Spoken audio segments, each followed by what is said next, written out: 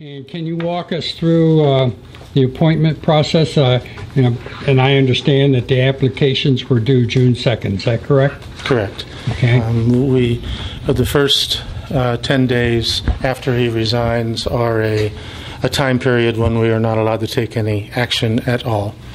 Then we published that the position was available, told anyone who was interested to send their resume to the board office, and then we set up interviews on June 9th, interviewed all of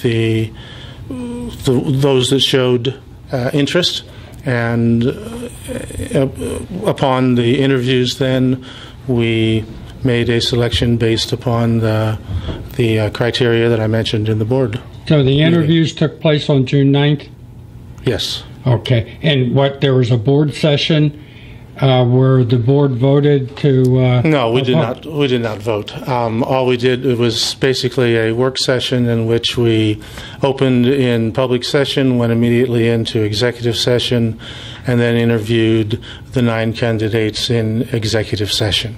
Okay. It is a requirement then that we name a replacement within 30 days or at the next scheduled board meeting, which is tonight, or was tonight. Okay. And so tonight was the actual appointment? Yes. Okay. So on June 10th, I have a copy of a letter that went out under your signature, presumably notifying all the unsuccessful candidates that they had not been selected? Correct. So how could you do that when the actual selection wasn't made till tonight? The recommendation was to be made to the Board of Education on this night. Okay. So it was that they were not to be recommended and that Mrs. Williams would be. Now, one of the criticisms that I've been getting is that Miss Williams has her children in a private school. Board members consider that, and was that a factor at all in the decision? We considered all the positives and negatives of all of the members. They all had, like I said, they all had positives and negatives.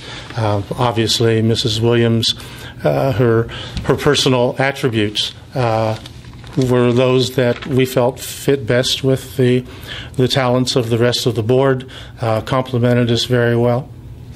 I looked at the last election that Canton local school board people asking to be elected to the board put their names on the ballot, and it was a very close election. And did the board consider at all the next highest vote getter in that particular election, because that relates to the voting public? We considered all possibilities, including who ran, who did not ran, why someone didn't run, but it was just one of many things that we considered. Okay.